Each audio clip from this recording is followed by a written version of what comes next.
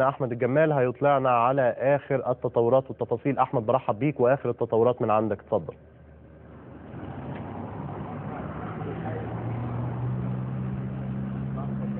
نعم، مرحبا بك يا شريف. اولا اما اخر التطورات في بورسعيد فقد عادت الحياة بشكل طبيعي الى شارع 23 يوليو ومحيط ميدان الشهداء والديوان العام لمحافظة بورسعيد. يعني الان نرى كما هو في الصورة يظهر السيارات تسير، يعني تجوب وتروح في الاتجاهين، حيث كان هذا الشارع وهذا المحيط محيط ميدان الشهداء والديوان العام لمحافظة بورسعيد ومديرية الامن.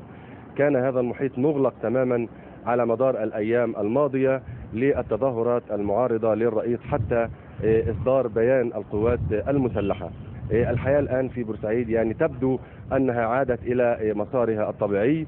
يعني أود أن أقول أيضا أن محطات الوقود في بورسعيد يعني في صورة طبيعية تسير الأمور ويتم تموين السيارات بشكل طبيعي.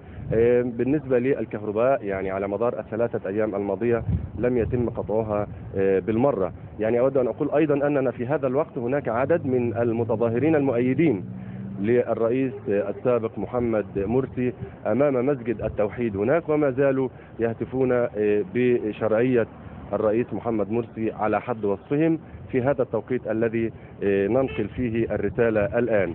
أما محافظ بورسعيد يعني على المستوى التنفيذي في بورسعيد فاللواء سماح قنديل قال لنا في تصريح خاص أن التنفيذيون في محافظة بورسعيد وعلى رأسهم اللواء سماح قنديل محافظ بورسعيد بالتنسيق مع الجيش الثاني الميداني ومدير أمن بورسعيد سيفتحون ملفات الأزمات في بورسعيد وسوف يناقشونها بشكل ميداني وفعال خلال الأيام القليلة المقبلة. وقال لنا أن الملف الأول والأهم هو الملف الأمني، مؤكدا أن الملف الأمني في بورسعيد هو الملف الأهم حتى يتم جذب الاستثمارات وخاصة في منطقة شرق بورسعيد.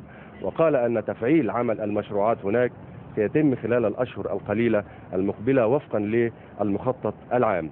اللواء أركان حرب أحمد وصفي قائد الجيش الثاني الميداني خص الحياة بتصريحات مهمة وقال فيها ونقلناها منذ قليل أن مصر عادت لأهلها مرة أخرى، هذا على حد وصفه، ونفى تماما الشائعات التي ترددت على بعض المواقع الإلكترونية أو بعض صفحات الإنترنت أن هناك ما يشبه الانشقاق في الجيش الثاني الميداني.